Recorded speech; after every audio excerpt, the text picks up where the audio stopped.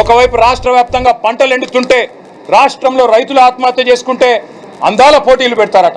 అది కూడా సిగ్గు లేకుండా బడ్జెట్లో చెప్తా ఉన్నారు. మే నెలలో అందాల పోటీలు పెడతాం. ఎవరిని ఉద్ధరించడానికి? మీ ప్రభుత్వం అందమేమన్నా ఉన్నదా? చక్కగా ఉన్నదా? మీ ప్రభుత్వ నిర్వహణ చక్కగా ఉందా? రాష్ట్రంలో ఒక్క వర్గమన్నా ఆనందంగా ఉన్నదా? ఆటో వాళ్ళు ఆనందంగా ఉన్నారా? రైతులు ఆనందంగా ఉన్నారా? పెద్ద మనుషులు ఆనందంగా ఉన్నారా? మహిళలు ఆనందంగా ఉన్నారా? మిస్ యూనివర్స్ హైదరాబాద్లో ఎట్లా కండక్ట్ చేస్తారని ఏంద్రా నాయన నీ బాధ, నీ దుఃఖమేంది? ఏంది అసలు ఆయన ఆవేదన ఏందో, బాధ ఏందో, దుఃఖం ఏందో నాకు అర్థం కాలే.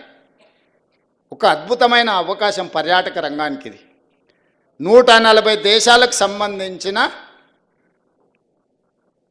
ప్రతినిధులు అందరూ మన హైదరాబాద్ రాష్ట్రానికి 25-26 రోజులు ఉండబోతున్నారు. మే 7th నుంచి మే 31st వరకు ప్రపంచ దేశాలన్నీ మన నగరంలో, మన ప్రాంతంలో, not only in Hyderabad, Warangal 1000 స్తంభాల గుడి కావచ్చు, రామప్ప గుడి కావచ్చు, పర్యాటక ప్రాంతాలు ఏవేవైతున్నాయో తెలంగాణ రాష్ట్రంలో అన్ని వాళ్ళు పర్యటించబోతున్నారు.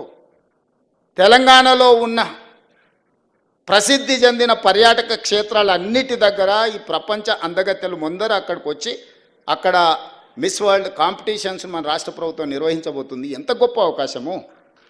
72సారి ఇప్పుడు నిర్వహించేది. 72 సార్లలో ఒక్కసారి అమితాబ్ బచ్చన్ ముంబైలో నిర్వహించాడు. 70 సార్లు ఇతర దేశాలలోనే జరిగింది. 72వ సారి మన తెలంగాణ రాష్ట్రం ప్రపంచానికి ఆతిథ్యం ఇవ్వబోతుంది.